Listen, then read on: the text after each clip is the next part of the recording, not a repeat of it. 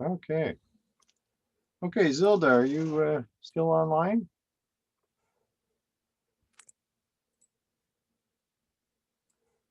I think Zelda may have left, Mark. I don't Okay. see her here.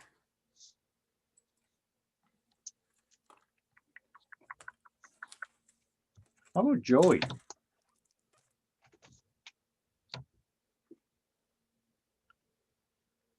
So who is Khidr? Number 15 is going to start talking about that.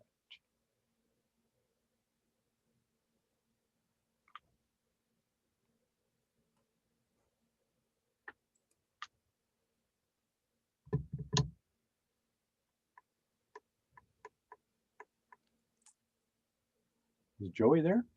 Yeah, I'm trying to get her attention. Sorry, Joey. Okay. There. Okay. Aha.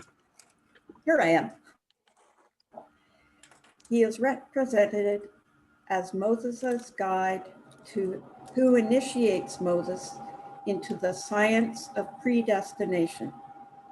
Thus, he reveals himself to be the repository of an inspired divine science, superior to the law. Thus, Khidr is superior to Moses, insofar as Moses is a prophet invested with the mission of revealing the Sharia. He reveals to Moses precisely the secret, mystic truth that transcends the Sharia, and this explains why the spirituality inaugurated by Khidr is free from the servitude of literal religion. So that's the way it appeared to Henri Corbin, who was, for all intents and purposes, had become a Muslim, although he never actually uh, agreed to accept the name. Now, it's time that we start to look at this from a Baha'i perspective. Baha'u'llah roundly condemned this Sufi belief that they could spiritually evolve to a point beyond the reach of the religious laws of their faith. Okay, so the idea that the Hakika was so much more superior than the Sharia was not intended to mean that the Sharia could be overridden by somebody who had evolved sufficiently. So that means that their understanding of this key Quranic passage must be incorrect in some way. So what then is the Baha'i view of this story of Khidr and Moses? That's where we're going right now. To the best of my knowledge, there is no Baha'i explanation of the story of Moses and Khidr in the authorized English translations currently available. The name Khidr appears only twice. The first occurrence is in a couplet of Jalaluddin Rumi, which is quoted by Baha'u'llah in the Seven Valleys. So we need another reader. How about Bob LeBlanc? Number 16, please. Okay. There is many an utterance of the mystic seers and doctors of former times, which I have not mentioned here, since I mislike the copious citation from sayings of the past. For quotation from the words of others proveth acquired learning, not the divine bestowal. Even so much as we have quoted here is out of deference to the want of men, and after the manner of the friends. Further, such matters are beyond the scope of this epistle. Our unwillingness to recount their sayings is not from pride, rather it is a manifestation of wisdom and a demonstration of grace. If Khidr did wreck the vessel on the sea, yet in this wrong there are 1,000 rights. Baha'u'llah, Seven Valleys, page 25. So those two lines are actually from Rumi. So our unwillingness to recount their sayings is not from pride, rather is it a manifestation of wisdom and a demonstration of grace. Okay, something to think about. The second occurrence is in an Islamic hadith which Baha'u'llah quotes in the Epistle to the Son of the Wolf. Here he makes no comment on the name at all. Let me see. How about Bill Kelly?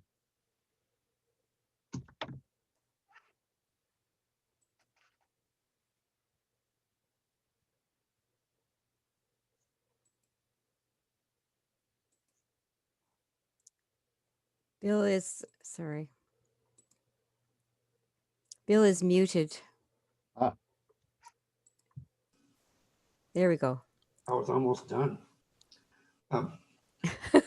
And he, Anas, son of Malik, may the blessings of God and his salutations be upon him, hath said, I announce unto you a city on the shores of the sea, white, whose whiteness is pleasing unto God.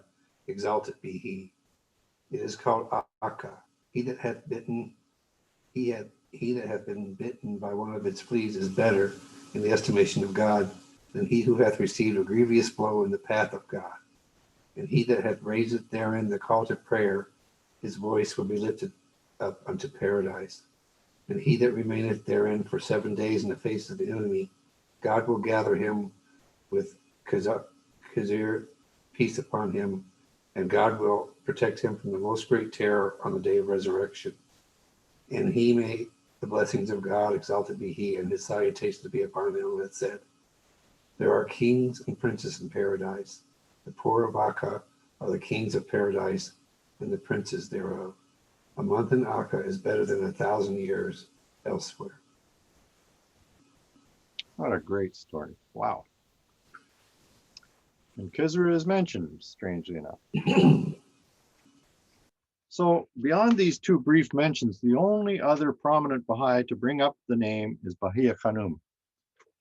In one of her letters, she mentions that her father Baha'u'llah had recently retired to the cave of Khidr, also known as the cave of Elijah, which, as you know, is at the bottom of the mountain of Carmel. Okay, so number 18. Now, is Sherry there, Bill, or is you're Sherry's still... not there right now, Mark. Okay, we'll try somebody else. Let's see. Let me see who we have. We're almost running out of people. Everybody's had a chance to say something.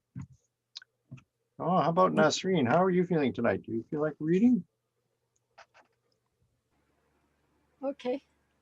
Number 8. Number 18, please. All right. Several days ago, he retired to the cave of Khidr, Khidr. and that Khidr, Yeah. and that verdant spot has been blessed by the steps of our Master, him round whom all names revolve. He intends to stay there for a while, so that he may have some respite from his countless concerns and cares. Okay. Thank you. Thank you. So the only substantial information about this mysterious figure in the Baha'i faith appears in Lady Blomfield's book, The Chosen Highway. While describing her visit to a Druze family in a town called Abu Sinan, an hour's drive from Akka, in the early spring of 1922, Lady Blomfield supplies valuable background information about Druze beliefs concerning Khidr. Now let me see here. How about Margaret? Are you able to read 19 for us? Khidr, as prophet of pre-Mosaic times, is greatly honored by the Druze. He, according to their sacred legend, having drunk of the water of immortality, is now alive and will live forevermore. He dwells in the invisible kingdom, but assumes bodily form and appears to those who love him in their dreams. The places where Khidr is seen in dreamland are held sacred. These holy places are numerous. Muslims also hold these shrines in veneration, making pilgrimage to them, praying for such benefits as healing, and vowing to return and give thanks when their prayers are granted. The cave of Elijah on Mount Carmel is one of the shrines, where Khidr is also honored both by Druzes and Muslims. Important pilgrimages are made to this cave at certain seasons of the year, where a lamb is sacrificed in memory of Abraham and of Isaac, whom they look upon as friends of Khidr, also associated with Moses and Elijah. Lady Bloomfield. Okay, thank you. Hmm. So, as luck would have it, a brief discussion occurred on the Tarjuman listserv while I was first researching the story of Moses and Khidr. Julio Savi, a prominent Italian Baha'i scholar, directed the Baha'i translator's attention to this following reference. Let's see, it's a short one. Okay, let's see who would like to do that. Oh my goodness, how about David Andrews? David. Okay. Abdul Baha wrote in Tablet to Nushabadi in Ishraq Kavari Ma-ide-i Asamani. Thank you. That Khidr should not be intended as a real person, but as a metaphor for the spiritual reality of Moses. Wow. Email to Julio Savi, January 23rd, 2006. Tarjuman listserv. Okay. So now we're going to look at him in a different way. Wow. That changes the color of the water. Yeah, in this case, Khidr would be a subtle personification of Moses's own higher dimensions. In her response to Savi, another Baha'i scholar, Susan Manick, who lives in the southern United States, asserted that Khidr performed the same function in Moses's life as the Maid of Heaven did in Baha'u'llah's. Now we're getting somewhere. From Great Britain, Khaze Fanan Pazir offered a tentative provisional translation of one of Baha'u'llah's sacred writings in which Khidr is mentioned. Maybe Bob Andrighetti can read this one for us.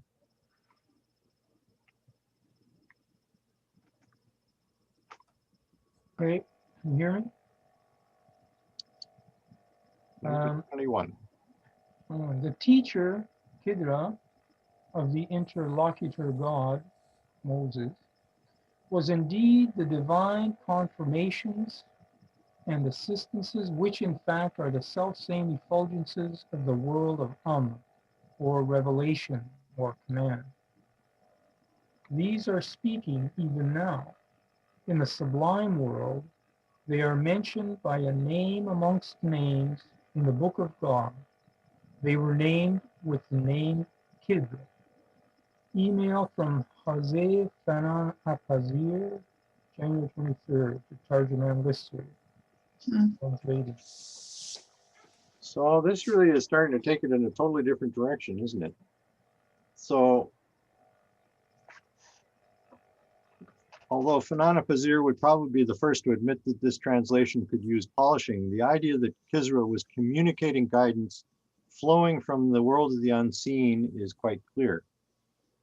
If this translation is reasonably accurate, we might say that Khidr is an envoy or an emissary or an ambassador from the world of the spirit. One last mention relates to the third valley of Baha'u'llah's 7 valleys. In the Valley of Knowledge, Baha'u'llah quotes 4 lines from the first book of Rumi's Mathnawi. Now, how about Wayne? Or number 22.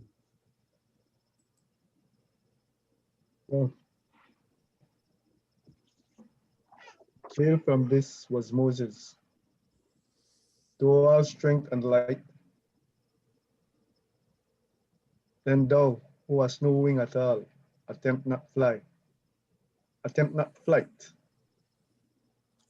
So it seems to me what he's saying here is even if Moses had trouble understanding this, what can poor old mortals do?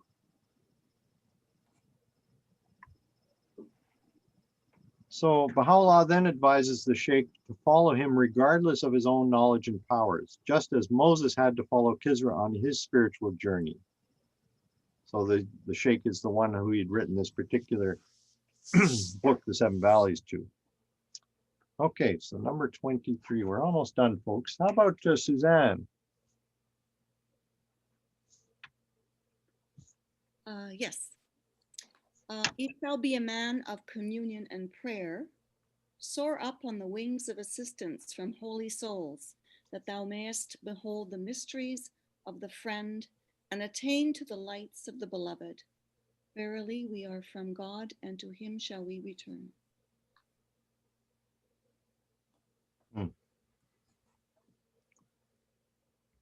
So here, Khidr is a metaphor for the person of Baha'u'llah.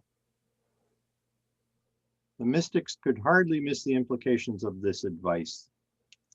This is the reason, sorry, I'm turning a page, why one of the Baha'i scholars, whose name I can't remember at the moment, refers to Baha'u'llah as the new Khidr. This idea deserves careful consideration, wouldn't you agree? So that's why I spent so much time talking about Khidr as he was in Islam. Because in a certain way, Baha'u'llah is identifying himself with that function.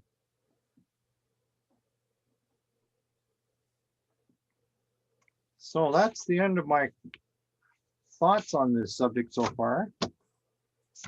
We have 10 minutes if you'd like to try and discuss this.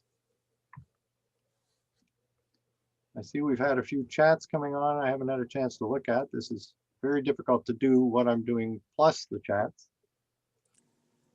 Mark, there's some hands up. Carol and David Andrews. Okay, let's do Carol first then. David can start. Well, I just want to say it's been a long night. I'm very tired. I'm going to go to bed early and hope that I meet Kesma in my dreams tonight. And if I do, I'll let y'all know next week. Well, don't wait till then. Just send us an email. Send us an email, David. Okay, Go Carol. ahead, Carol. What I find most revealing is that, again, when you understand that man is like servitude to creation and the great creator, like the manifestations, they don't differentiate. They speak of Elijah, they speak of Moses, as they speak of passages in the Quran and as Khidr, and their unification of one God, all religions are one, is something that I find amazing, because too many think, okay, well, are you, what religion are you from? If it's of God, it's all of one. So it's kind of like amazing the unity of the manifestations and how they rely on each other's passages, because they're all of the same God, right? But Yeah. as people, we tend to compartmentalize, which is kind of, it shows how limited we are and how we need to actually expand that universe to the universe of everybody's religion, no matter who has a voice in God's realm. So it's a good thing to have their voice listened to, respect and honor. So I just thought, hey, the manifestation, power and greatness, absolute. Good. Okay, who's next? Durham, Mark, and then Jack. Okay, Durham. Can you make sense of what I've thrown at you? Beautiful. Thank you. You remember the story we read about Gabriel and Prophet Muhammad, where through questions he introduced certain principles in Islam. Yes. And the same thing here, Khidr represents another type of Gabriel, who, for example, according to Quran, he brought certain principles to Moses, which is the predestination, the will of God, and obedience, and so on. Yeah. So it looks like, made of heaven to Baha'u'llah, Khidr to Moses, and Gabriel to Muhammad. That's how I see it. But then there's a little bit of difference about Khidr, that he's still considered by Muslim and Jewish and Christian also as this evergreen. Mhm. You know, the tree, evergreen. He's really evergreen. And we all know that Khidr means from green in Arabic, right? Right. So that's the only difference, that this is an ongoing entity. I like the way you've summarized that. That's very helpful. The relationship between the manifestation and the inspiring force that they choose to use a symbol for. Yeah. Okay, and Jack next, I think. Yeah, Okay, and then Bob as well after Jack. Bob Andrew. Bob Gaynor? A. Bob A. Yes, okay. thank you, Linda. Thank you, Ferran. Thank you, Mark. I wasn't being entirely facetious when I said that the Green Man was the Jolly Green Giant, because when you think of the symbolism of the Jolly Green Giant, which has, of course, become commercialized by, I forget which vegetable company, but if you think of the Jolly Green Giant, you, first of all, you think, number one, he's a giant, right? So he's larger than life and bigger than us. And number two, he's the symbol of fertility. Now, Belinda was saying earlier that the Green Man came to England as a symbol of fertility, renewal, and so on and so forth. And That's right. as Begum or somebody else said, green is, of course, one of the colors of immortality, evergreen, and so on. Anyway, that wasn't what I meant to say. I wanted to say something about time. Now, in the Seven Valleys, Baha'u'llah discusses the different concepts of time. Now, time is one of the most difficult things to understand in philosophy. Now, this is a family anecdote. My Aunt Edna, who was my mother's youngest sister, Edna Halstead Nablo, Uncle Ron's wife. Uncle Ron is still alive at 90 years old. When Edna passed in 2012, and this surprised me very much because I didn't think that Ron had a mystical bone in his body, but you never ever know about people. People are full of surprises. And he started to ask Edna questions and get brief answers. This wasn't shared much outside the family, but I think I can share it here. We're all family in a way. So one of the things she said to him in one of these brief messages, his impression was she would give the message and go away.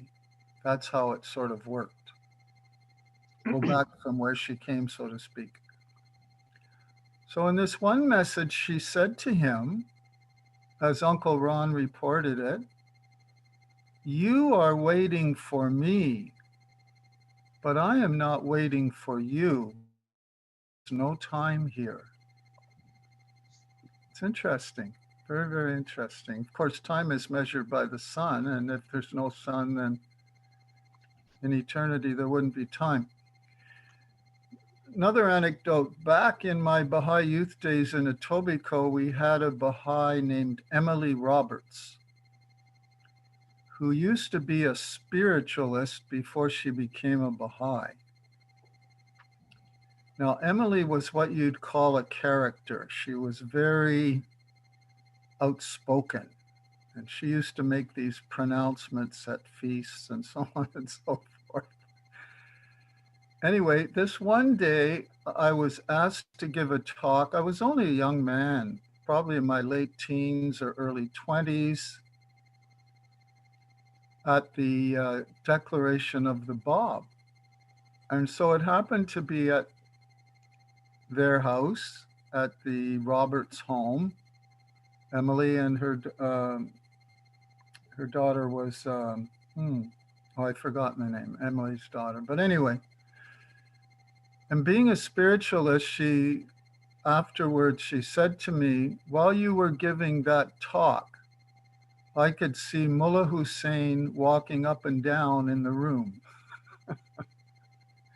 So I guess she was in the imaginal realm, Mark. Well, Now here's another one, and this one it's a pilgrim's note, but it's an accurate. Jack, just a sec. Oh, Hang sorry. on. I think we need to let Bob Oh, and Draghetti have his chance here. Okay, Sorry. no Yeah. worries. We're almost out of time, that's all. Yeah, go ahead, Bob. That was interesting, Jack. Sorry to cut you. Sorry to have to be the one to cut you off. But I didn't mean to. But No, I anyway, the don't- thought that came to me when that somebody was talking about just earlier is that the green representing immortality has kind of been co-opted into Christianity with the emergence of the association of the Christmas tree with the rebirth of Christ. You know, here we have a symbol of immortality that kind of overlaps the Christian world, the Islamic world, the Sufi world, and you know we see it every year. The greenery, the immortality of the return of Jesus, or the rebirth of Jesus.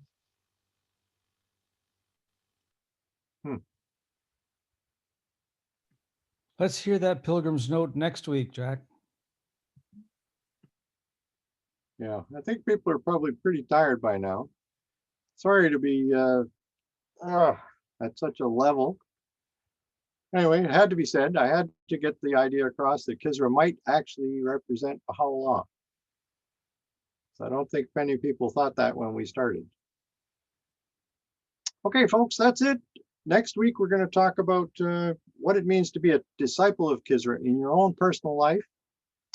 And we're going to talk about the 5 levels or 5 realms of God in Ibn Arabi, which is a direct precursor to the ones in the Baha'i faith. Okay, folks, that's it. Good night. Thank you. Good night. Thank you so much. Thank you so much. Thank you. Okay, good night. Thank you. Thanks a lot. Good night. Bye-bye. Great to see everybody. Bye-bye. Thank you, Linda, our pilot, Linda. Thank you, Linda. Thank Thank you, you. Good night, Linda. Jack. Have a great night. Good night, everybody. Always lovely to see everybody. God Yes, it bless. is. Yeah. Night. Good night, Belinda. Night, Hi, everyone. Lisa. Night. Thanks. Bye. Bye-bye. So hopefully, Night, Belinda, Linda. you can get your speaker problems figured out. It was pretty good tonight. You're just a sec. She's muted there. You're muted at the moment. It worked mainly, so It was pretty good. Yeah. Go for now. Hmm. Okay. Good night, Eva. So I'm trying to leave.